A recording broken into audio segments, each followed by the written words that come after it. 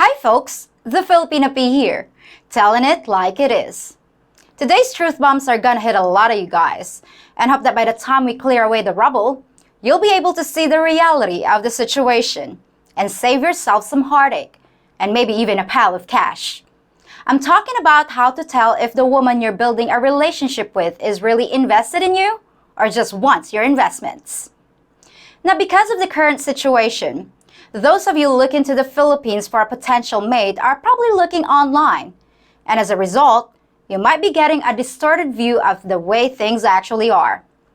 We've all heard people say, Filipinas are just scammers trying to get money from old men. But when I talk to the people who say that, it often turns out that the only contact they've had with any Filipinas is online. Now that reaction is only natural.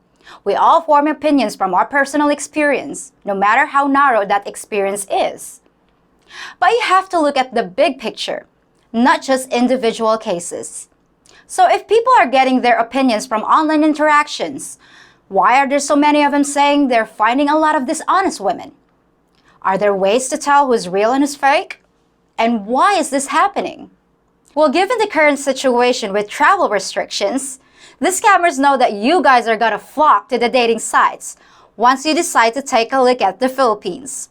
And just like seagulls swarming over a school of bait fish and picking them off, the online sites are teeming with hungry birds of prey, waiting for the next batch of eager men, often fresh out of long, unfulfilling relationships and completely inexperienced when it comes to the pitfalls of modern online dating.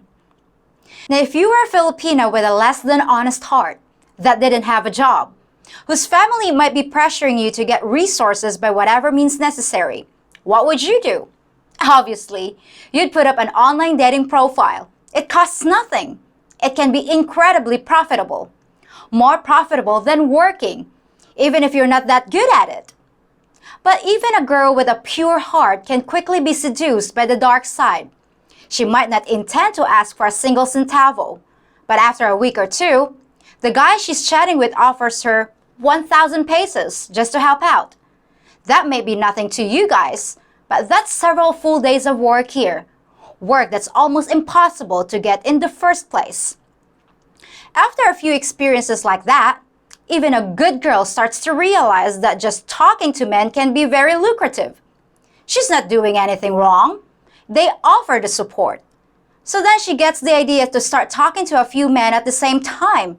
Hey, she's not married, she's just dating online. And she knows you're probably talking to other girls too, aren't you? And very quickly she discovers that she can support her whole family that way, just by chatting. Before long, she might even start mentioning to the guys that she's having a little trouble financially, or she has bills she can't pay. By this time, she's actually making a very good living, but she's starting to cross the line. So things aren't all black and white.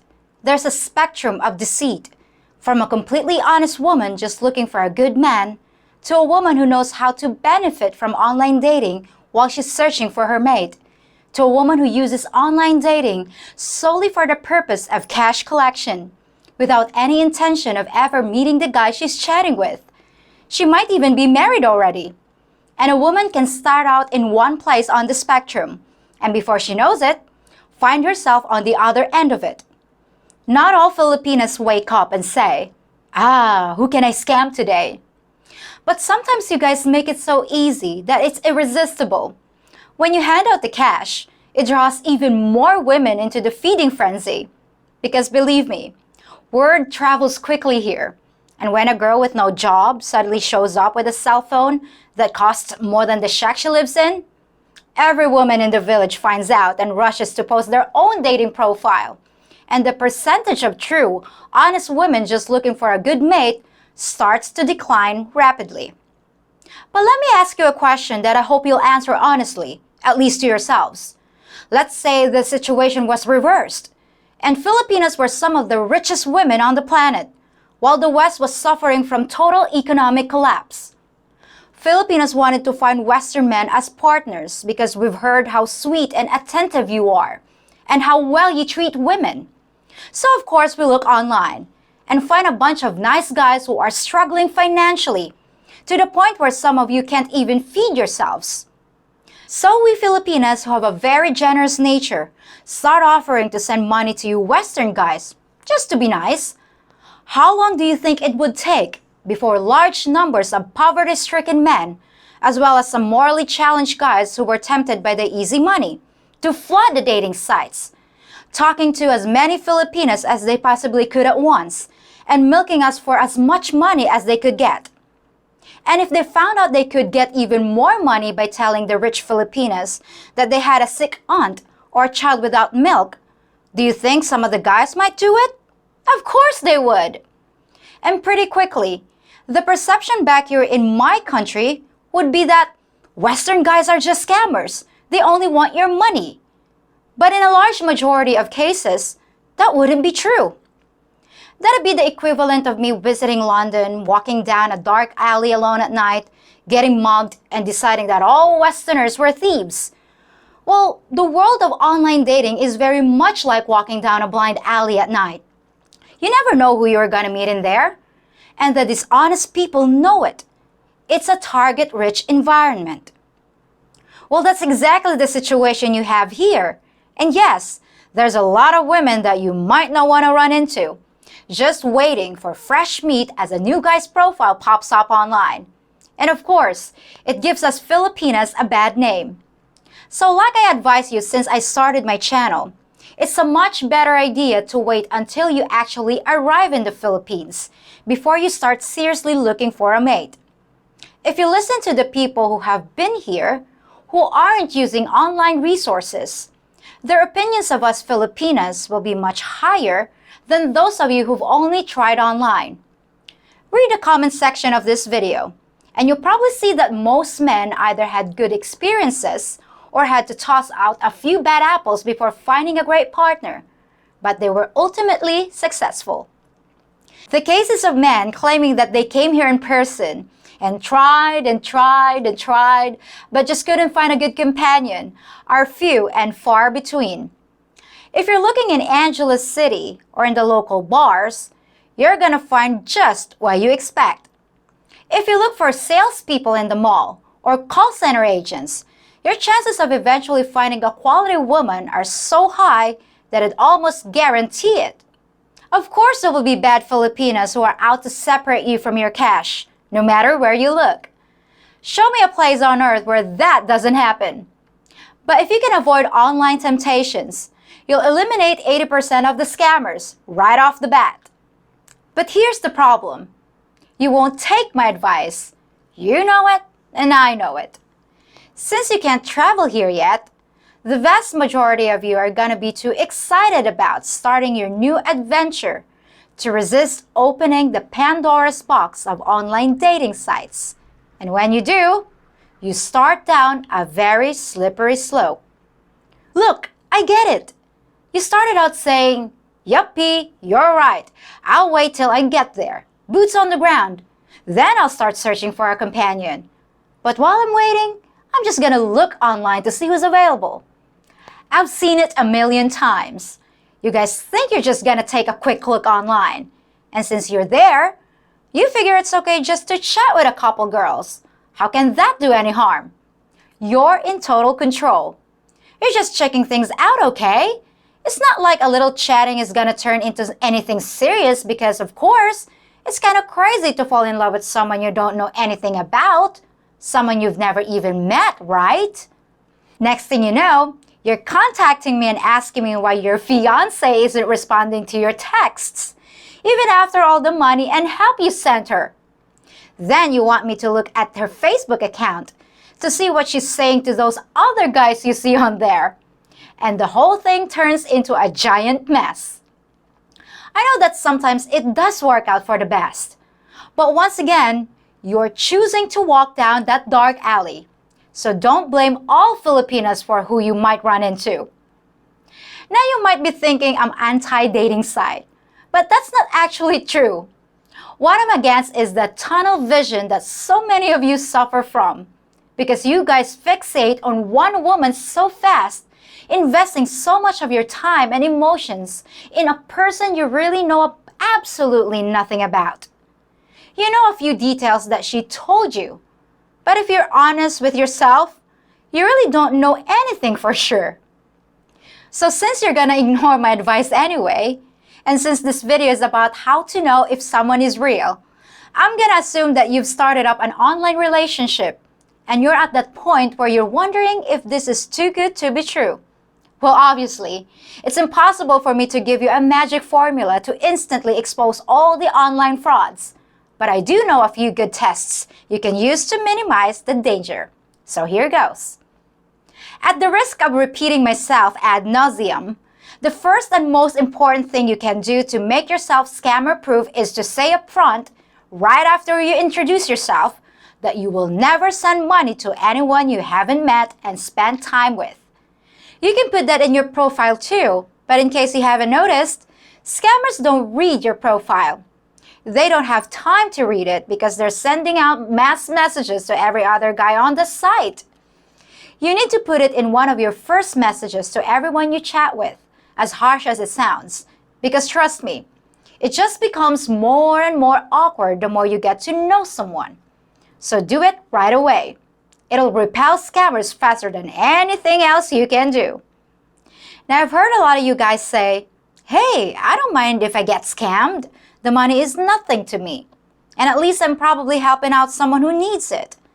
Well, the problem with that attitude is that it's kind of like littering. If one guy throws a plastic bottle on the sidewalk, no big deal. But if everyone throws trash on a sidewalk, we have a mess. Same thing with scammers. If you feed one, no big deal. But if everyone feeds them, they multiply faster than rabbits. And then you've created a problem for all the guys around you. Guys that might not have money to burn like you do. The next thing you can do is to look carefully at her profile and notice the ages of the men she's looking for. If the age range is 18 to 99, watch out. There's something off about any woman who doesn't make a distinction between a teenager and a man who, according to the actuarial tables, should have died a quarter of a century earlier. The reason scammers do this is because they want to appear in as many of your search results as possible. And if they narrow the range, they'll be incompatible with more people, cutting their chances of communicating with you.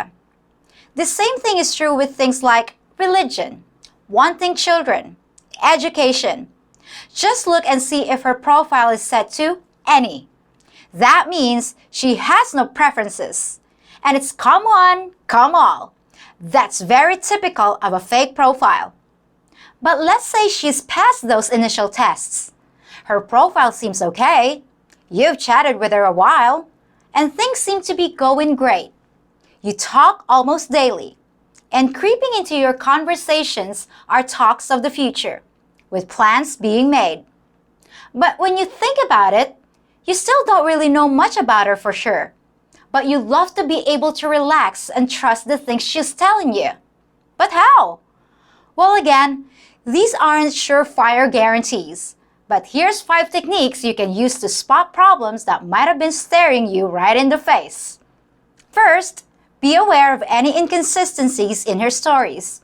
The longer you guys chat, the harder it'll be for her to keep things straight if she's not being honest.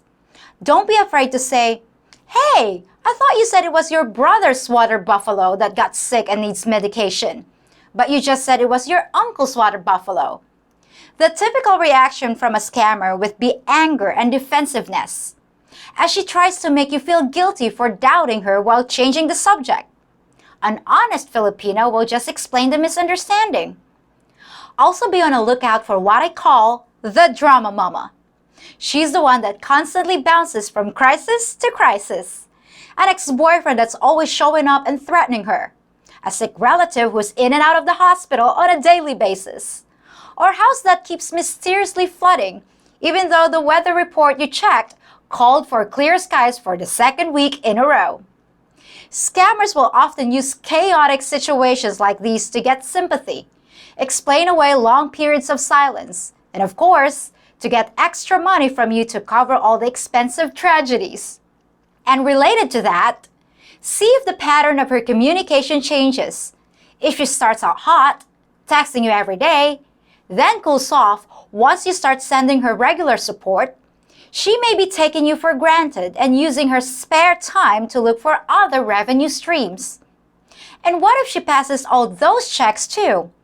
What if you decide to really ignore my advice and start thinking about an engagement? Then I suggest you get her to provide you with a Senomar form, a certificate of no marriage. They're cheap to get, only about 200 pesos. They only take about 30 minutes to process, and she's gonna need one anyway before a marriage can occur. This will prove she's not married or separated, which is something a lot of Filipinos try to hide. And if you really want to take a look at her past, hire a private investigator to do a background check. I do know a few agencies that are surprisingly cheap, but I don't want to endorse anyone in particular, so just Google one in her hometown if you decide to use their services. So those are the best ways to spot a fake relationship. Now once again, I'm not saying that all online Filipinas are scammers. There are lots of good women here just looking for partners. But the ratio of good to bad is much lower than if you just wait till you get here to start looking. Sure, check out the dating sites if you want, but if you start finding yourself referring to the person you're chatting with as your girlfriend, your fiancé, your one and only, or the woman of your dreams, just remember, there's a real possibility that's all it is, a dream. Well, that's it for today, guys. I've dropped a whole lot of truth bombs on this one. And I hope I shed some light on the overall situation. And as always, I'll be back in 3 days with something fun. Till next time, folks.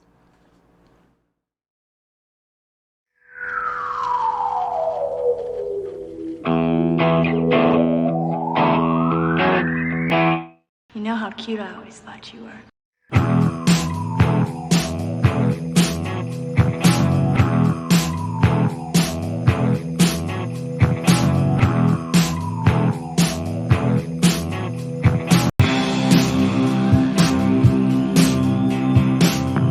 If you think about it, I'm kind of like your lifeguard, keeping you from drowning in a sea of doubt about life in the Philippines. I won't let you just dive right into the deep end without informing you about our culture and customs. And you can always count on me to take care of all the little details along the way. What is that in the pool? All right, everyone, out of the pool, out of the pool! Now we're gonna have to shut it down for weeks and get a hazmat crew in here, damn it!